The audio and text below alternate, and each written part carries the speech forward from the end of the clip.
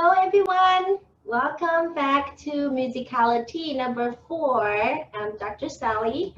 And today, as you can see, we're all going to have a feast and we are going to have a party. So all of you are invited. So I hope you have some goodies with you. Of course, we'll go through the etiquette. So in the British tradition, we are not just having fun and fulfill our palates just to eat food, but in the same time we actually learn about etiquette, and the tea parties is all about selfless. Then we learn to care for others and then be nice to others. Okay, so normally I would start with tea brewing, but I figure I'm going to reserve that for later on when we have our teas. However, I would like you to look at your PPT. So today we are going to have a different kind of tea, Osmanthus tea. That is, remember last week we talked about blended tea, right? So we actually add a little bit of Osmanthus flower into the tea, and of course it's been scented as well. So flower teas takes a long time to really make the tea leaves absorb the aroma of the flowers. But today we have a different types of flower. As a tea drinker myself, of course I like authentic and pure tea. But once a while, I really enjoy the oolong tea or black tea or green teas with flowers. It just has to give me a different types of image and a different type of feeling to it. So today's tea, we're going to use 5 gram. And the way we brew our tea today is Western style. I hope you have remember the golden rule for Western style of brewing is 5 gram of tea leaves. Remember not to use your teaspoons because this is a much more dense tea. It's oolong tea. We don't want to use just a tiny bit of, or a lot of tea leaves for your teapot.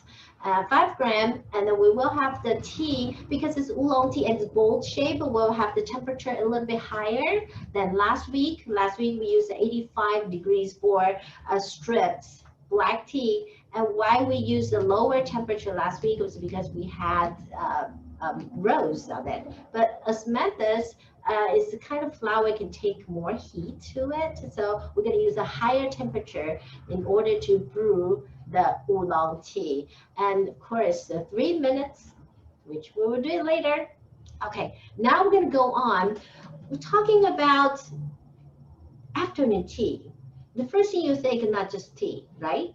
Because we have to have some kind of food. So today we're going to explore why we have that kind of food and how to eat them. But first of all, last week I prepared you by having a recipe for you to make scones. But today we are going to make a cake. That is a tradition, Victoria sponge cake. This cake, every household in UK will know how to make it.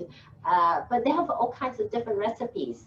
Normally they will use eggs and milk, but because myself is vegan, and I encourage you to take on the healthy diet with me. So today we have the vegan style of sandwich cake. And this recipe is adapted from a company called Tesco. And I want to tell you about Tesco because when I go to England, I shop in Tesco a lot. It's a grocery store, and they have all sizes of grocery store. They have a humongous of a supermarket, a Tesco Super or Extra, or they have just like a neighborhood, the little 7-Eleven store, also called Tesco Express. And why Tesco is so popular? Because in 1919, the founder of John Cohen, that he bought a shipment of tea from another company called Thomas Edward Stockwell. And since then, he said, hey, I think I can start selling groceries and all other foods. So he started his chain, and years later, grow into 10 decades later, you had 100 stores. Now, Tesco is the largest, the leader of a supermarket in Europe. So many of them everywhere. And how was it called Tesco? because that, remember I just mentioned that John Cohen bought the shipment of tea, but he created his own label. And say, how can I think of a very unique name for my new label? So he thought about it. He used the very first letter of what did I say? Thomas Edward and Stockwell. So TES plus the first two letters of his last name, which is Cohen, COHEN. So Tesco has established. So that's the new label. John Cohen has said that his motto for his supermarket chain is pile it high and sell it cheap. As a customer, don't you love it? We love to buy things that is very reasonable. Okay, so enough for Tesco. Now I think we're going to go on to see how we can make this vegan Victoria sandwich cake. Let's watch the movie.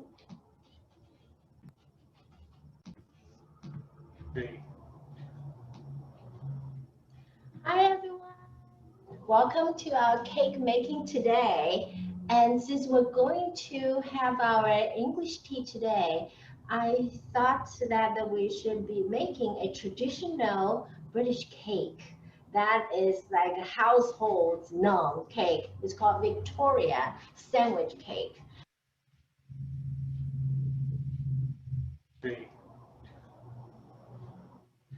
Hi everyone, welcome to our cake making today.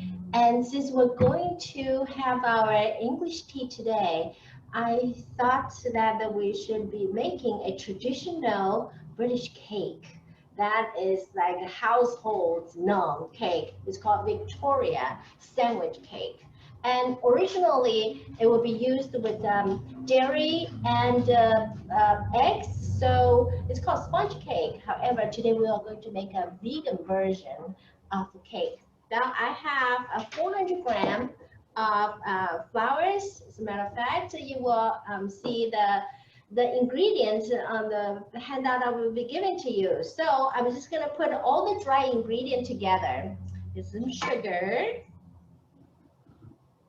And this is baking powder and baking soda. These are dry ingredients, so I'm just going to mix together, make sure they're unified. That's beautiful. And then what's very important for vegan making is you will put your wet ingredient all together before you mix with the dry ingredients. As soon as you mix both together, you should put it in the oven. So now I already had the oven set on 350 Fahrenheit and already preheated. Okay, so this is the milk, and I'm going to put oil in it.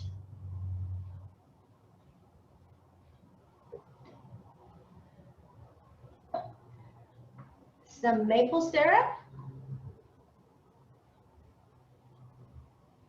And vanilla extract.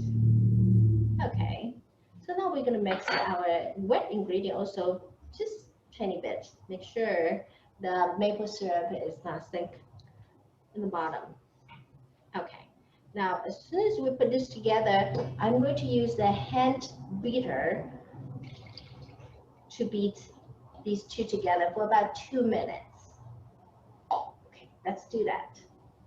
So over here, and we're going to start low, otherwise it's going to be a disaster. There we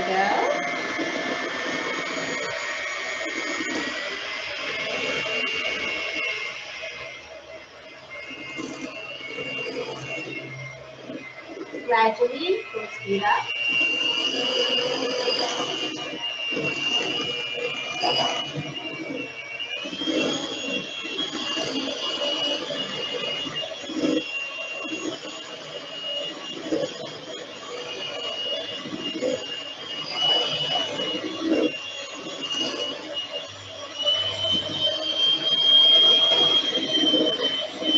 Until they have a really creamy texture.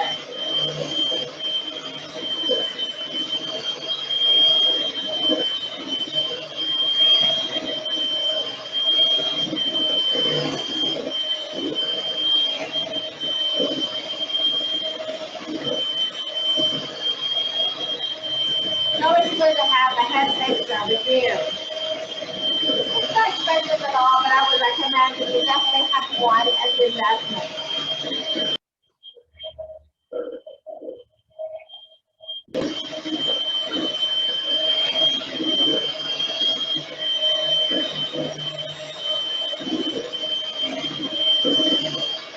It's coming up together. You can see it's a very thick paste of batter. And this will make sure that we have a very nice texture when we bake. Here we go. You see this? Beautifully thickened and a little bubbly. Okay, so now we are going to leave this on the side. Ooh, this keeps dripping. But now I'm going to evenly spread it into 2 baking pans. You could just use one, and the best one is the one that it can removable bottom. That'll be a lot easier for you later when you want to remove your cake. Since this is a sandwich cake, so we need 2 layers of cake. So since I have 2 of those, so then I'll evenly distribute them, and it'll be a lot easier later when we have to assemble the cake. So here we go. And of course, I have lined my baking pan with baking paper. That will also help me to release the cake on the pan a lot easier. Okay, that will do, I assume. That looks nice.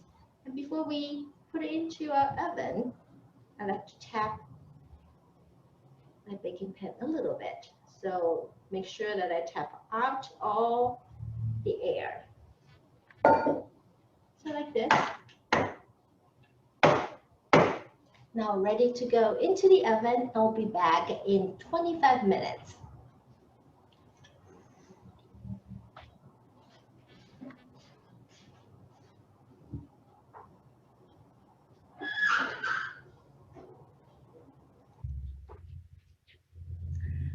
Okay, now the cake is being baked. So in the meantime, I like to show you how we make the cream, which is the buttercream for our sandwich cake. Now here is the vegan butter that I have prepared.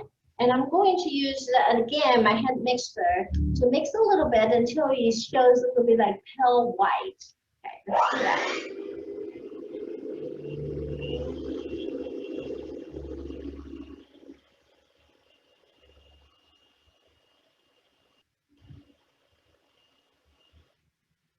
In the texture of the soften. Good. Now it's a time to add our powdered sugar.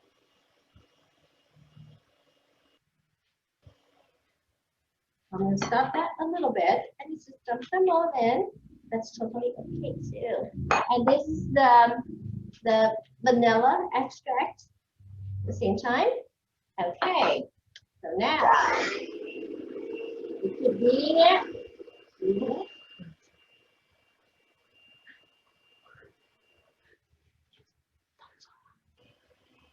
All right. If you think it's too dry, don't worry. Later we'll all mix beautifully together. And look how yellow it is right now. Later, after we heavily beaten it, it will become whiter. The color will be a lot lighter later.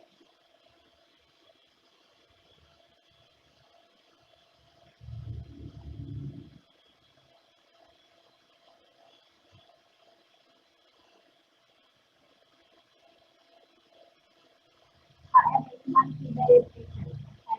This takes about 5 minutes or more. Sometimes.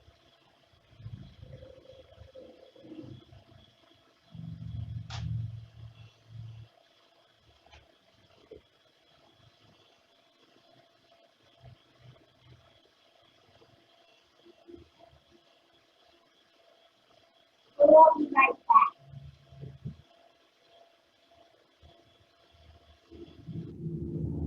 Hi, I'm back.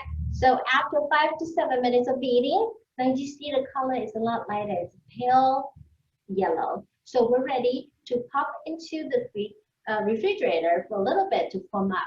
So we'll be back.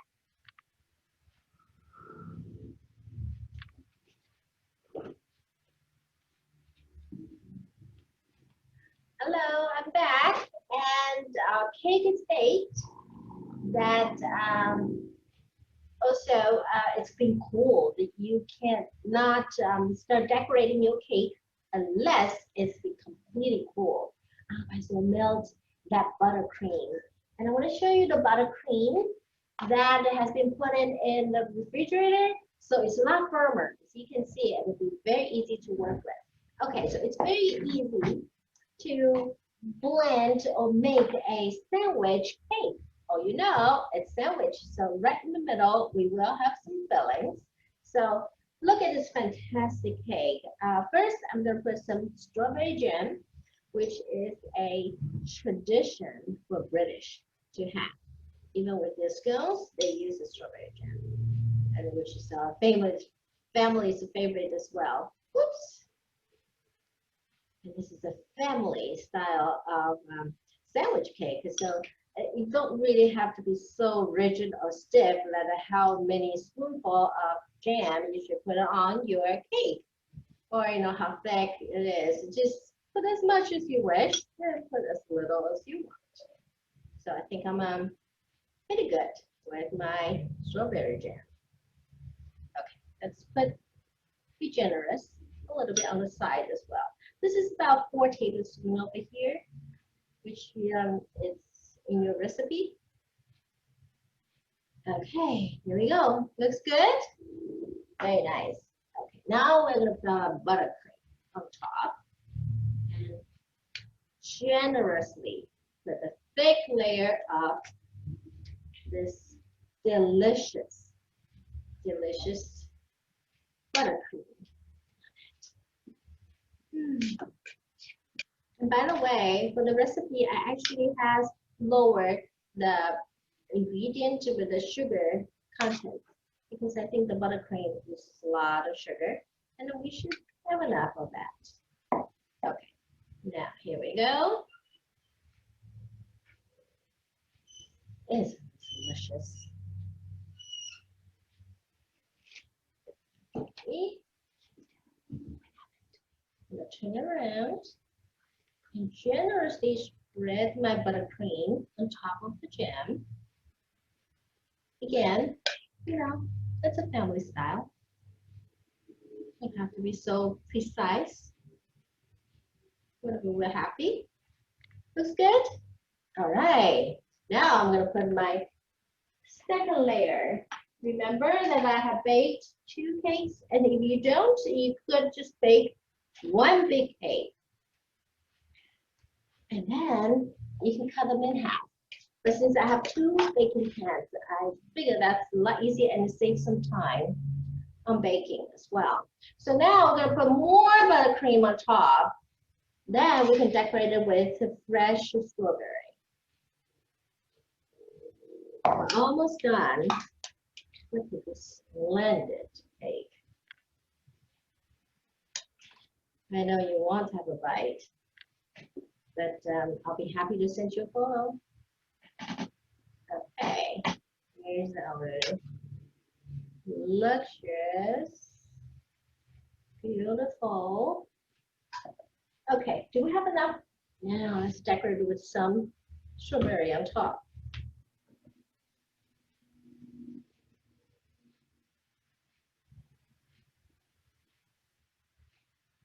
Don't you love the smell of fresh strawberries?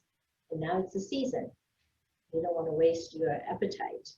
You got to go to the supermarket and get some pretty nice strawberries. Oh, sorry.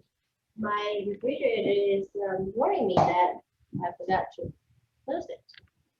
I know it looks like a huge cake, but here we go. We have a homemade vegan Victorian sandwich cake. Enjoy. All right, we're back. So now we're going to get started with our tea party. And of course, we have to learn a little bit about the etiquette. So I think later I'm going to brew the tea. So I think I'm just going to go and talk a little bit about the terminology and when did this start. So when did the afternoon tea start? You know, it's not really a tradition from a long time ago. It's actually a pretty current custom for the UK. And it's all started with the seventh uh, Duchess of Bedford, Anna Russell. That, you know, about 1850, 1840, at that time, all the royals, monarchies, they have their lunch, which you call dinner. Then at about noon time, then they will not have their supper until 8 o'clock. And during this 8 hours, whenever it's about 4 o'clock, and Anna was just so hungry, so she would order her servant and say, "Hey, give me a pot of tea." You know, back then drinking tea is already a fashion. Then give me some bread and butter and perhaps some biscuits. So that's how it started.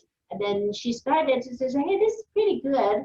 It was started in her own chamber, but then later she invited her close friends over. And one of her close friends is Queen Victoria. So 1841, Anna invited Queen Victoria to have tea, and the Queen said, "This is fantastic.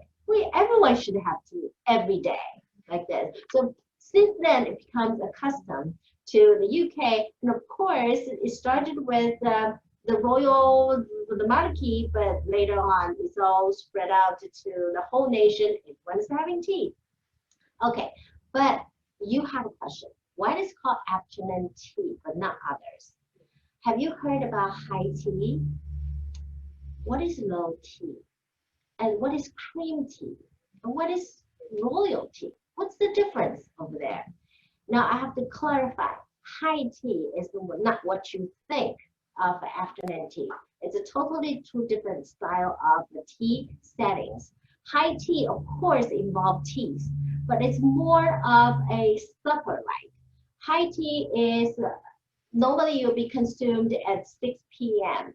And that's because, you know, the industrial revolution, after that, then the industry, the workers, they will work all day, and when they get home, they're so hungry, and they would like to have some really hearty meal. So normally high tea will normally it takes place on a higher table, which is like a dining table. You sit down, and that's why it means high tea. High has nothing to do with your social status. It's the height of your table. That's called high tea. Then in the high tea, then you normally have a pot of tea, but you also have meat. You also have a loaf of bread. You have fish. You have a lot of food that can fill your stomach, and so you're not hungry anymore. So basically, it's more of like a supper type. And low tea, you think high, low, now I explain high tea is not what you think, that you are more elegant or higher status than anyone. So what do you think of the low tea? In England, there's no such term called low tea. It was invented in the United States because people misunderstood what high tea is. And they think, oh, if you're going to a fancy hotel for afternoon tea, it's called high tea. Then maybe if we're at home, it's called low tea. No, not really. So that term is actually not authentically from UK. So let's talk about cream tea. So normally afternoon tea will have 3 courses, but cream tea only consists the scone and the Devonshire cream and jam and a pot of tea. So most of the time, that's all you have. The cream tea does not mean that you put cream into your tea. No, nothing at all about that. It's just to have a less offering on your table. Okay, then what is royalty then? Well, since you're royal, so you'll be offered a glass of champagne along with your afternoon tea offering. So that's the 4 terminology that we misunderstood. Okay, now time for tea party. So we are sitting down. As you can see, probably most of you think that afternoon tea should be in a high-end class, high-class rich Carlton, 4 or 5-star hotel. But actually, it should have that. You should have that at home every day. And then that always happened on your coffee table. So the coffee table is quite low. And this is pretty much the home setting. They have an afternoon tea. Of course, I have this over here to show you how to eat afternoon tea. But now this is the setting. You have your cake, and you have sandwiches, and then you will have your scone. And they're all in a different type of plates. Now, here's the sandwich that we made yesterday. And of course, you gotta have some flowers. For the decoration, you always have a lace tablecloth, or at least a nice one. Just show your sincerity, because most of the time we have afternoon tea, not just by ourselves. We actually have friends over. And that's a time that you have gathering and you have a great time hanging out with your friends. So you want to show your most sincerity. You always put out the best for your friends. Then have a nice, teacups and things like that. Of course, now the setting is that we will have a napkin. Okay, how do you use your napkin? How you fold it? So before I have my afternoon tea, I have to take off my glove. But when I arrive, then I will have my hat, my fan if it's hot, and I will have my gloves. But now I'm gonna have to take it down. I'm gonna put it on the side so it doesn't bother us. Now here's your napkin. You unfold it and see it in half, and here's the crease. The crease is gonna face yourself on the back. Okay, so later on, you are going to use your napkin, and the way we pick up our napkin and then use it not to wipe you back and forth. No, we actually pick it up and then only dab. So we eat things that very elegantly. Then how do you pick up your napkin is these 2 fingers right in the center. You will pick it up and dab if you happen to, you need to. Then afterwards, you see this is full part, right? You will also fold back. And so your guest will never see a mess of your napkin. It's always clean on your side. So that's for our napkin. Then we will have a fork, butter knife, and a fork. Sometimes if you only make biscuits, biscuit is a cookie for Americans, but in UK we call it biscuit. Then you can use your fingers to eat your dessert, but this is mainly for eating dessert, only if it's necessary. So now let's come to, why don't we make our tea first? I'm actually a little bit thirsty. So we're gonna make a tea now. Now here's the 5 gram. Of course, the way we make tea, remember we have to warm up our pots. Thank you. So I'm gonna warm up the pot first.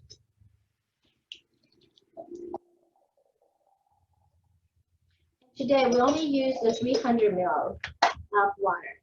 So after this is formed, well, to expedite it, I'm gonna swirl a little. And we're gonna need this water. You can collect the water later and water your plants. So we're not wasting it. So here we go. We have our tea. Dump into it. When we go to an afternoon tea, refuse to use tea bags. Always loose leaves. You get to choose. Used to be just green tea and black tea. So that's about 100 years ago. But nowadays, everyone enjoys all kinds of tea. So today we have a very special tea, Osmanthus Oolong tea. Believe it or not, people start to drink oolong tea to go along with their afternoon teas. Okay, so now we let it warm a little bit, and I'm going to brew the tea. While the tea is brewing, then we'll talk about other etiquette. Here we go, and 3 minutes. So let it go. So while we're brewing the tea, I want to talk about that after we pour the tea, but who pours the tea? Does everyone pour the tea? No, in the party, only one person is designated to pour the tea. Sometimes it's the hostess, or sometimes the hostess will give somebody the honor. So if you're being named to pour the tea, don't think that you're being insulted. You're actually being honored. because afternoon tea is all about selfless actions, right? Selfless, you serve others.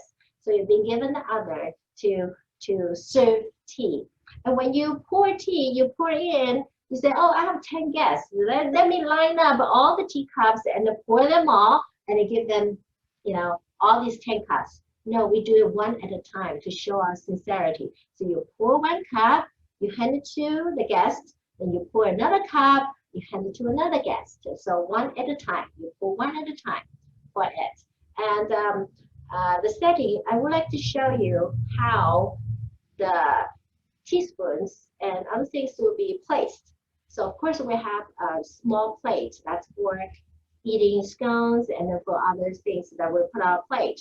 But here, before we consume, when you set up your teacups, you want to put the tiny little teaspoons underneath your handle. So this is the way that means that the cup is clean, okay? And it's ready to use. When we have our tea ready, then I have another question for you. Is it milk first or tea first? Do you know the answer? Personally, I will pour tea first. The reason is because then I pour the tea and I could have a little sip and decide how strong I want my milk to be. So, that's my reason for it. Most of the people will follow this type of tradition, but some people say, hey, I want to have milk first. Actually, back in this 19th century, only the royals, only the rich people can afford the nice china from China. They cannot afford the really high-end china. So what about the servants? They also have tea. They have this really poor quality clay cups. And if you pour the hot tea into the clay cup, a lot of times it cracks, it broke. So the answer is, if you pour your milk first, you can, but it probably shows that you don't have good china. Okay, if you have good china, then you'll pour your tea first. Oh, great. So our tea is ready. For any tea service, you have to have a tea strainer. So I'm going to strain this, put it on top, and strain it into my cup. Beautiful color. Feels so good. You asked me why this oolong tea would go with the tea cake. Let me tell you, every time I smell this tea, I just want to have a bite of sweet cake. That's why we gotta have the cake. Okay, originally I want to teach you how to make my signature apple cake, but yesterday I said, no, we gotta have a Victoria sponge cake. Okay, now I have my tea here. So I've decided to skip milk because I just don't want to, I want to heat a plain, but I do want to have a cube of sugar. So I have my sugar ton. I pick up the sugar. Should I drop it right in the center? Probably not. It's going to cause a splash, and that would be pretty rude. So what you do is you drop the sugar on the rim. See that? Don't splash. And then since that you have a sugar cube inside, how do you stir it? I don't want you to do this. So run and make lots of noise. The proper way is you are going to stir with the tip of your tiny spoon, and then the direction from 6 to 12, 12 to 6, back and forth, back and forth. If you make a big swirl inside, the sugar cubes will not be able to dissolve. Okay, so see, it's almost done. Back and forth, no noise at all. Okay, here we go. We're done with my tea. And today I said I'm going to skip the milk, but if you do this, always put your sugar first. If you say, hey, today I'm having Earl Grey. Remember, when you have Earl Grey, it tastes great when it's plain or with milk, but never go with lemon. But sometimes you have a strong English breakfast or English afternoon tea that you could go with lemon. little slices. And also, don't put your lemon first because the sugar will not dissolve very well when you have acid in your tea. So we have our tea right here ready. So how do I eat my sandwiches? So you remember they make finger sandwiches. So the sandwich, you use your finger to take it. But if it's too big, then you can always cut into small slices. And traditionally, we always have this. It's called cucumber sandwich. You see that? I wonder if you can see. There's no, they trim all the sides of your bread, and so it's easier to eat. So right here, I think it's a little big. Then I can cut my sandwich into little half like that, and I can pick it up to eat. Okay, I already use it, and then pick it up to eat. There we go. And now after you're done with your sandwiches, or maybe you don't want to have your sandwiches, you still need to wait for everybody else until everybody's ready for the next course. First course is the savory and sandwiches. Don't mess up with the order. Okay, you want to look civilized. You want to look educated. So that's the sequence. Now the second one is that we're going to go to scone. So scone normally, traditionally, is served with a strawberry jam and Devonshire cream. That's the cream from the county called Devonshire. And there's another county called Cornwall. They also have cream made, but most of the time we buy Devonshire cream. I actually bought this from Whole Foods, and you can try that in Whole Foods. But I have a question for you. How do you eat your scone? I'm going to use a scone. Now here's a scone.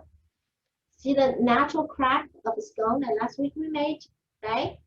You don't use a knife to cut your scone this way or that way. No, no, no, no, no. Okay, use your fingers. See the rim over here? Gently break your scone into halves, like that, all right? Then you will apply, of course you say, hey, I want that cream. I was gonna go straight from here to here. Oh, no, no, no, no, no. What you're gonna do is you're gonna get a little bit of cream into your plate. So this is something like that. Okay, just take enough. If you think you want to get more, remember whenever you want more extra additional servings, you always have to ask your neighbor, would you like some more scone? Would you like more to after ask them, then you can serve yourself, okay? Or you can say, pass that. Then I will have a little jam here. Question, cream first or jam first? If you're from Devonshire, they're gonna say cream first because we're from Devonshire. But if you're from Cornwall, the Cornish said, no, no, no, no, no, you have to put jam first.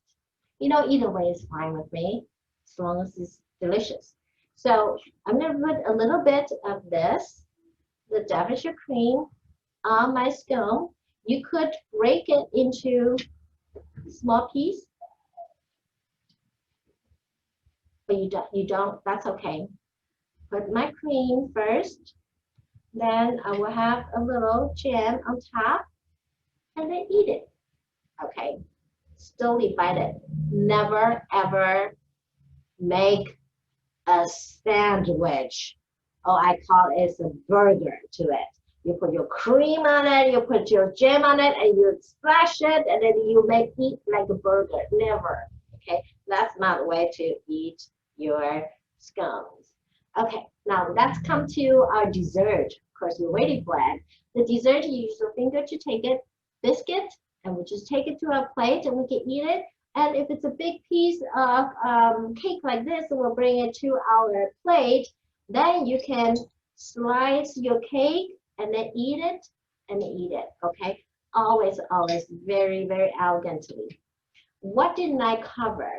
I wonder if you have any other questions. And let me look at my notes. Sometimes I don't remember if I said everything. Okay, scones and cream and I think I have pretty much said everything. Oh, one more thing I have not mentioned because I have not picked up my saucer, my cup yet. When do we pick up our saucer and when don't we pick up the saucer? Or do we always pick up the saucer? Okay, depends on where you're sitting.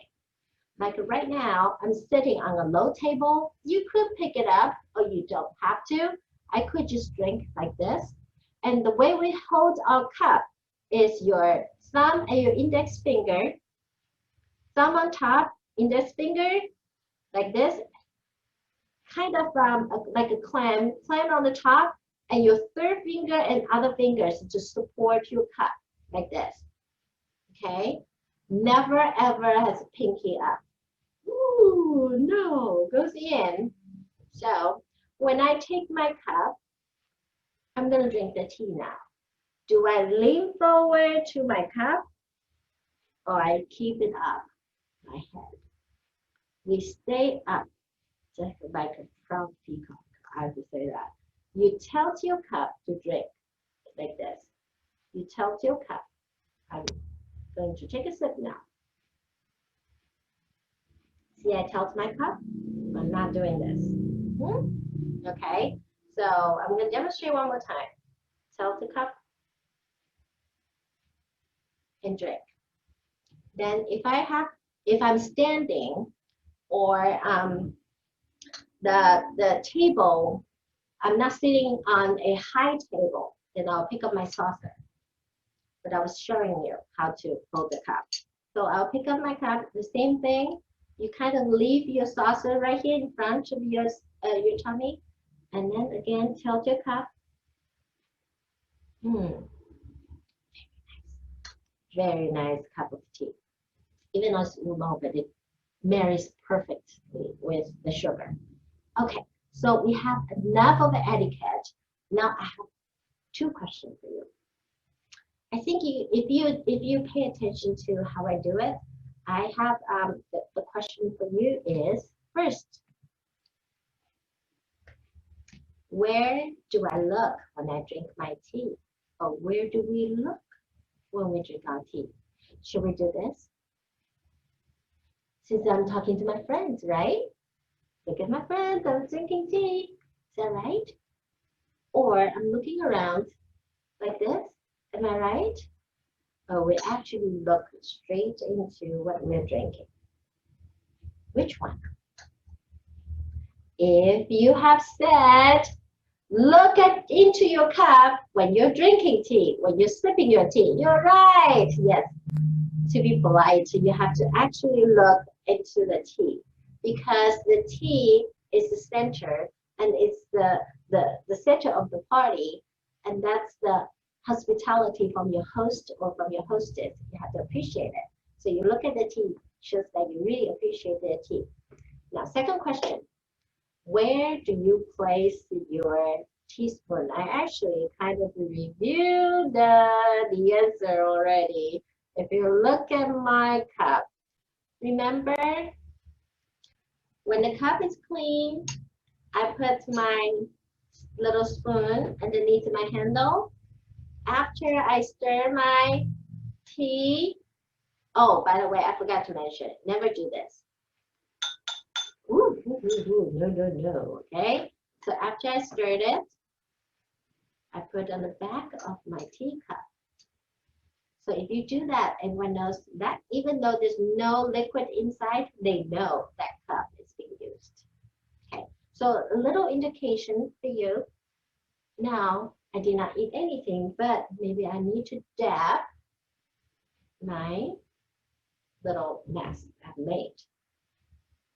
Okay, I hope you enjoy your tea with this little etiquette I've shown you.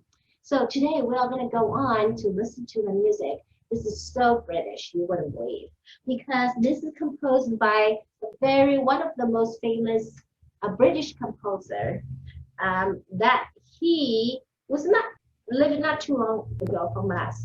Okay, Vaughan Williams. He lived until he was 85. But when he was younger, he already shown his talent.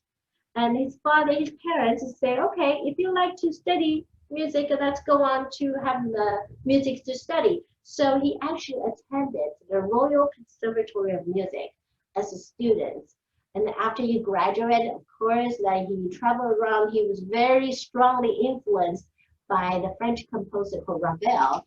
And these people, they want to show their own culture, they want to show their heritage. So they're very strong and focusing on the national music.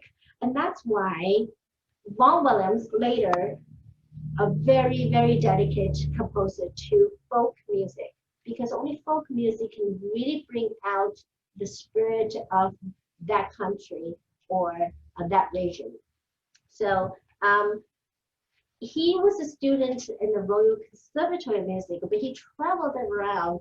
And when he was age 41, pretty old, huh? He was so patriotic. He volunteered himself to serve in the English army during World War One. And World War One happened that time, but he was already old. And because in a war zone, it's very, very loud. So his hearing was heavily damaged. He was almost gone deaf when he was older. So that's also always a shame for musicians because you couldn't hear properly for your own music. And but that's him that he just loved his country so much. And that's why later he said, maybe I should learn more about folk music. And today, the music we're going to listen to is actually a folk music, but he will take the melody of a folk music and make it into a symphony or make it into opera or make it some kind of any kind of a formal music, but with the ingredients of folk music in it. So that's Bob Williams. That talking about, see, I have all the notes. I do my job, huh? Okay, I want to talk about the music of Fantasia of Greensleeves. Greensleeves is also an English folk song, but Vaughan Williams put it into his opera. It's called Sir John in Love. So this is actually part of the opera, just one of the pieces in one of the entrances. And this comes paired with another folk song. It's called Lovely Joan. And these two had his melody inside of his opera. So his music is always very heavily influenced by the folk music. And for himself, he's a very dedicated husband. He had a wife for more than 40 years. But unfortunately, when he was older, that his wife got really sick. And even though Vaughan Williams loved to live in London, in the big city, but they had to move to a suburb in a place so his wife could have take care of her health. In the meantime, even though he himself was brought up with lots of morals in his family, but love can just happen. So he actually had an affair with a poet, with a much younger lady, Ursula. Ursula is about 4 decades younger than him. They fell in love on the first sight during an event. Of course, they kept the affair, but back then he was married and she was married, so they would just be really close friends. Only until Vaughan's wife was really in her deathbed, and she actually called Ursula to take care of her, and then looks like it's purposely want to bring these two together. After her death, they got married, and Ursula is always a big support of Vaughan Williams. She did not die until 2007, so very, very recent. So I think that's all for today. Oh, I want to mention one more thing. Was John Sir Vaughan Williams is always very healthy, and he has been composing all his life, even though when he was very old. Even though when he was in the war, he kept composing. But when he was age 85, he was composing his Ninth Symphony and was about to be recorded, but the night before the recording, he passed away. So he didn't really get to hear his Ninth Symphony on a record, on the label. But that's Sir Vaughan Williams. So now let's sit back and sip our tea. Have a cup of tea and have some scones and have some sandwiches. I should say have sandwiches first. Now you remember the order, how to eat your afternoon tea, but now let's listen to the music. Enjoy.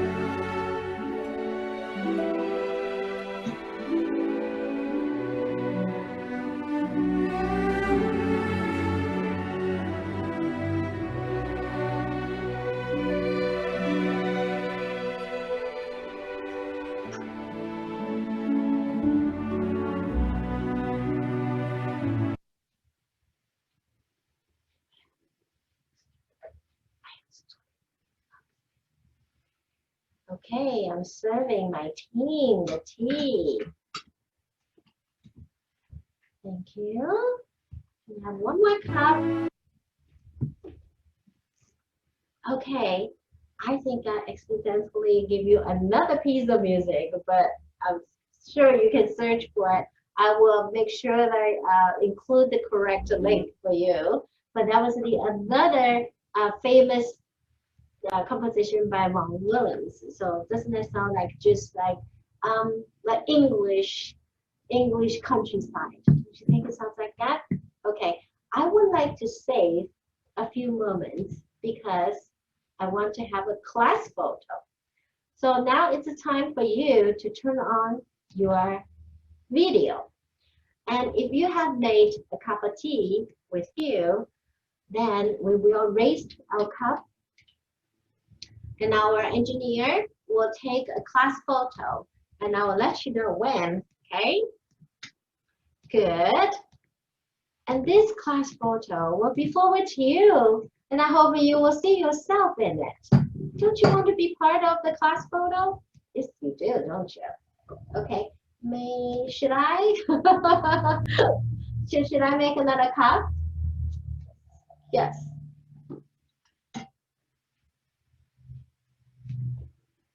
Thank you.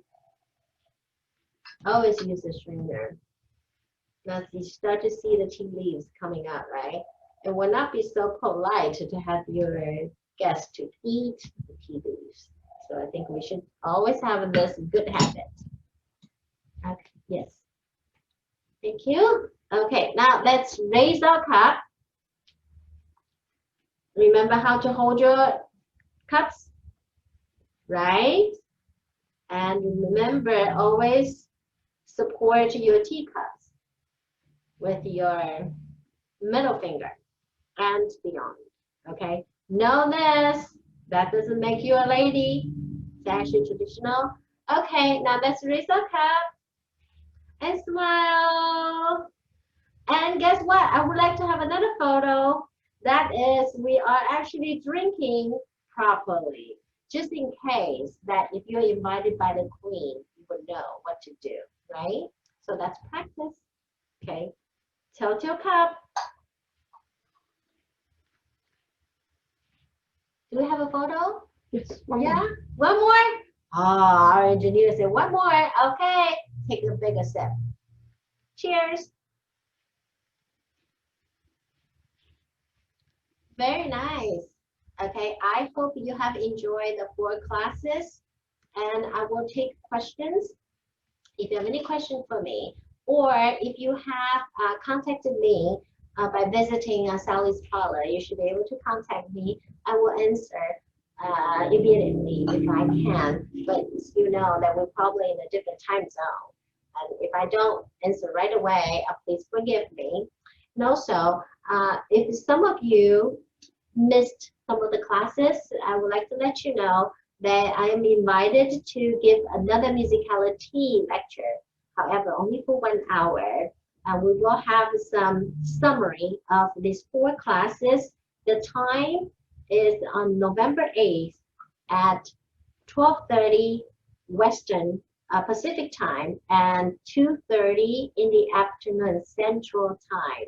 You will need to go on International Virtual Tea Festival to register. It is free to register, but if you have taken all these 4 classes, then you are actually ready to go. You can host your own tea parties and share your tea knowledge with your friend. Of course, make tea cakes and tea scones and tea sandwiches for them and brew a pot of nice tea. If you run out of tea, make sure you can always write back to your Jing's bookstore. They always have nice teas ready and you can order from them, okay? Let them know you're coming from my class and I will certainly say hello.